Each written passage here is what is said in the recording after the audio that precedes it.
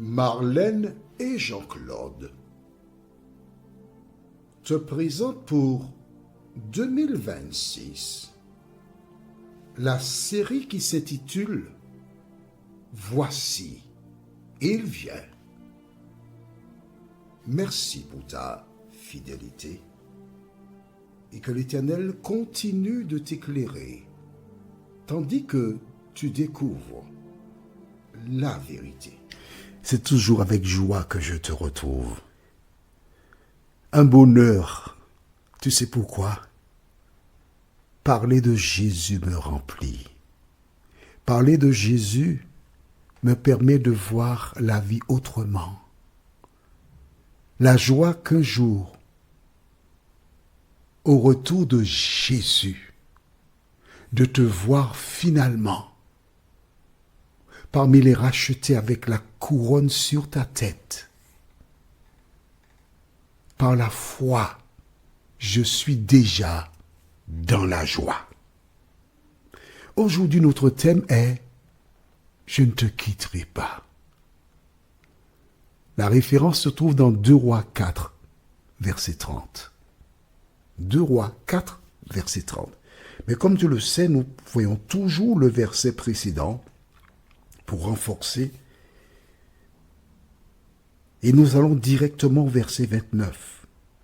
Le verset 29, c'est tout simplement lorsque la femme a posé la question à Élisée. Au verset 28. Alors elle dit, « Ai-je demandé un fils à mon Seigneur? N'ai-je pas dit, ne me trompe pas ?» C'est tout ce qu'elle a dit. Et qu'est-ce qui s'est passé? Et Élisée, verset 29, dit à Géasi, « S'intéresse, prends mon bâton dans ta main et pars. Si tu rencontres quelqu'un, ne le salue pas. Et si quelqu'un te salue, ne lui réponds pas. Tu mettras mon bâton sur le visage de l'enfant. Point. Va faire ça. » Pour Élisée, il a la certitude, la conviction que Géasi est en mesure de ressusciter l'enfant. C'est exactement comme un praticien. Quelqu'un est malade, la personne va voir tel médecin, et tel médecin lui donne une ordonnance. Mais elle dit non, je ne veux pas de ça, non. Je ne veux pas que ce soit un autre médecin qui s'occupe de moi. Non, on n'a pas encore lu ça, d'accord? On n'a pas encore lu, tu as raison, excuse-moi.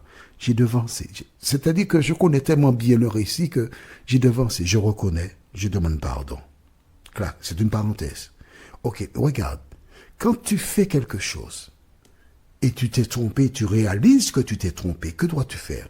Demander pardon. Commence aujourd'hui.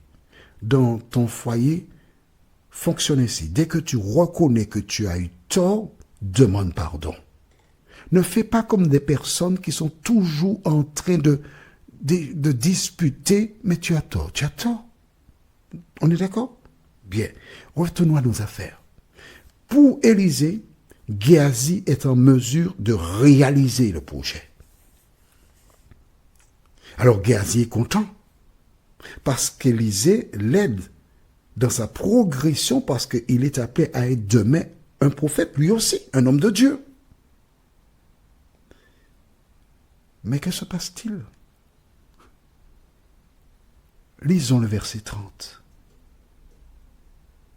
La mère de l'enfant dit, « L'Éternel est vivant, et ton âme est vivante. » Alors, j'ai déjà expliqué que âme, c'est personne. Hein? Tu es vivant, ça veut dire. Je ne te quitterai point. En clair, je ne te lâche pas. Tu as dit tes affaires. Tu as dit que tu envoies Géasi. Tu as dit tes affaires, je t'ai entendu. Mais moi, je ne te quitterai pas. C'est avec toi que j'ai affaire. C'est toi qui m'as fait cette prédiction. Tu es un homme de Dieu. Je te reconnais, toi, comme homme de Dieu. C'est toi que j'ai reçu chez moi, pas Géasi. Gardons le même chapitre et lisons le verset 8. Un jour, Élisée passait par Sunem. Il y avait là une femme de distinction qui le pressa d'accepter à manger, et toutes les fois qu'il passait, il se rendait chez elle pour manger. C'est pas Géasi. C'est toi, vers toi que l'Éternel m'a envoyé. Je n'avais pas compris le plan. Je t'avais vu passer. Je savais que tu étais un homme de Dieu. Mais maintenant, je sais que Dieu a permis que tu passes près de mon domicile, que je te vois. Le Saint-Esprit m'a incité à t'inviter à venir. Et dans tout ce que j'ai vu chez toi, j'ai vu que tu es un homme de Dieu. Voici pourquoi j'ai ouvert ma maison pour toi. C'est parce que j'étais convaincu que tu étais un homme de Dieu que j'ai dit à mon époux, on va lire. Toi, je connais bien l'histoire, on va lire. Lisons le verset 10. Non, verset 9 et 10. Elle dit à son mari, voici, je sais que cet homme qui passe toujours chez nous est un saint homme de Dieu. Comment a-t-elle su cela? C'est Dieu seulement qui a fait la révélation. On est d'accord? On continue. Faisons une petite chambre haute avec des murs et mettons-y pour lui un lit, une table, un siège et un chandelier afin qu'il s'y retire quand il viendra chez nous. C'est elle que Dieu a utilisée dès le départ. Et laisse-moi te dire une chose. À travers sa consécration, à travers son amour pour Dieu, parce que c'est pour Dieu qu'elle fait ça, pas pour l'homme, pour Dieu. L'Éternel a jugé bon de la récompenser en lui donnant un enfant, parce qu'il savait qu'elle pouvait s'en occuper. Il y a d'autres éléments que nous n'avons pas, mais Dieu a fait cela pour cette femme. Alors si tu es stérile et tu n'en as pas, ne te dis pas, mais pourquoi Dieu ne m'a pas donné? Dieu sait ce qu'il fait. Et je te dis, j'ai reçu un TikTok qui parle de la loi Eva. Une loi où, à l'éducation nationale, on pourra faire l'éducation sexuelle des enfants dès l'âge de 3 ans. Quand j'ai regardé cette petite vidéo, j'en ai parlé à mon ami Roro. Tous les jours, on est au téléphone. Tous les jours, nous prions. Nous ne parlons pas des gens, nous prions.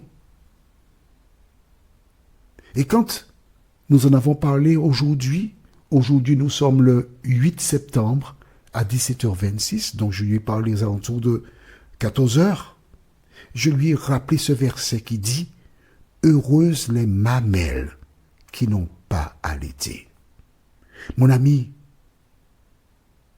ma sœur, tu n'as pas d'enfant, c'est parce que Dieu t'aime. Ça ne veut pas dire qu'il n'aime pas les autres. Non, c'est pas ça. Dieu sait que pour toi, ce n'aurait pas été une bonne chose. C'est pourquoi il n'a pas permis que tu aies d'enfant. Loue l'Éternel pour cela. Alors voici cette femme qui dit à Élisée, je ne te quitterai pas. Je prends Dieu à témoin, il est vivant. Et toi, tu es vivant, je ne te lâcherai pas d'un iota. Je ne bouge pas sans toi. Entre-temps, Géasi dit à partir. Maman. Géasi a entendu le début de la phrase. Intérieurement, il doit se dire, ah, je vais te montrer qui je suis. Tu ne sais pas que je suis Géasi, le serviteur d'Élisée. Et si Élisée m'a envoyé, c'est parce que j'ai le pouvoir, je peux faire. Et Géasi est parti. Mais la suite du verset 30, dit, on va le relire tout simplement, d'accord? La mère de l'enfant dit, l'Éternel est vivant, et ton âme est vivante. Je ne te quitterai point. Lorsqu'elle a dit cela, Élisée a vu qu'il a face à lui une femme déterminée. Et quand certaines femmes sont déterminées, tu n'as pas le choix, non? Et qu'est-ce qui se passe? Et il se leva et la suivit.